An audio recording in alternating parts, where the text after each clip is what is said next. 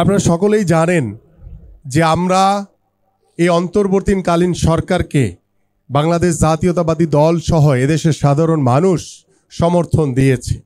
এই অন্তর্বর্তীকালীন সরকার তারা প্রায় 9 মাস তারা অতিক্রম করে ফেলেছে, কিন্তু দীর্ঘ 9 মাসে আমরা বাংলাদেশের রাষ্ট্রীয় প্রতিষ্ঠান সহ প্রত্যেকটি নাগরিকদের যে আস্থা, যে বিশ্বাসের জায়গাটি তৈরি হওয়ার কথা এই অন্তর্বর্তীকালীন সরকারের উপরে, সেই জায়গাটি, আস্থা বিশ্বাসের জায়গাটি তৈরি করতে এই অন্তর্বর্তীকালীন সরকার টোটালি ব্যর্থ হয়েছে।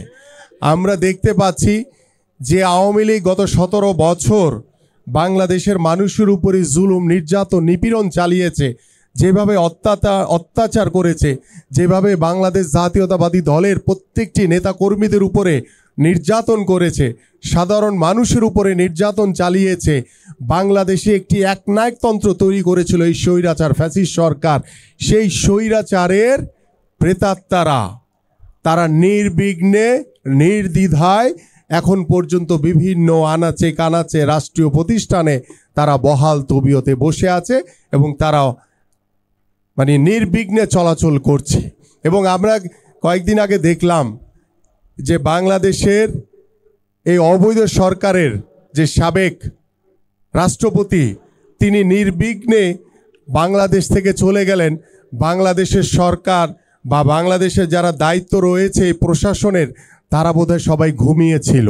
তারা কেউ দেখতে পায় নাই যে এই অবৈধ ফ্যাসিস্ট সরকারের, আওয়ামী লীগের আমলের যে দুবার যিনি সাবেক রাষ্ট্রপতি ছিলেন, তিনি কিভাবে বাংলাদেশ থেকে চলে গেলেন, দেশ ছাড়া হয়ে গেলেন, দেশ থেকে চলে গেলেন।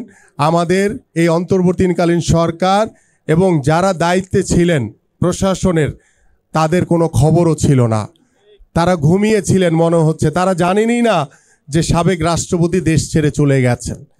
এটা বাংলাদেশের মানুষ কখনোই এই অন্তর্বর্তীকালীন সরকারের কাছ থেকে আশা করে নাই যে তারা এইভাবে অবৈধ সরকারের রাষ্ট্রপতি সহ অবৈধভাবে গত এই 5ই আগস্টের পরে যারা নির্বিঘ্নে দেশ ছেড়ে পালিয়ে গেছেন, যাদেরকে পালাতে সাহায্য করা হয়েছে, যারা সাহায্য করেছেন বা এই রাষ্ট্রপতিকে বাইরে পাঠানোর বিষয় বা দেশ ছাড়া করার বিষয়ে বা দেশ থেকে পালাতে যারা সহযোগিতা করেছেন, আমরা খুব দৃঢ়ভাবে বলতে চাই এই চলমান সময় কিন্তু সব সময় একরকম থাকবে না।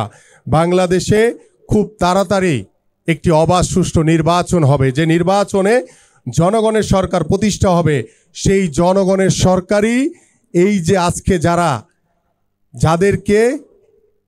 যাদের সহযোগিতায় দেশ ছাড়তে বা দেশ থেকে পালাতে সহযোগিতা করছে যারা, তাদের বিচার অবশ্যই বাংলাদেশের মাটিতে অবশ্যই হবে।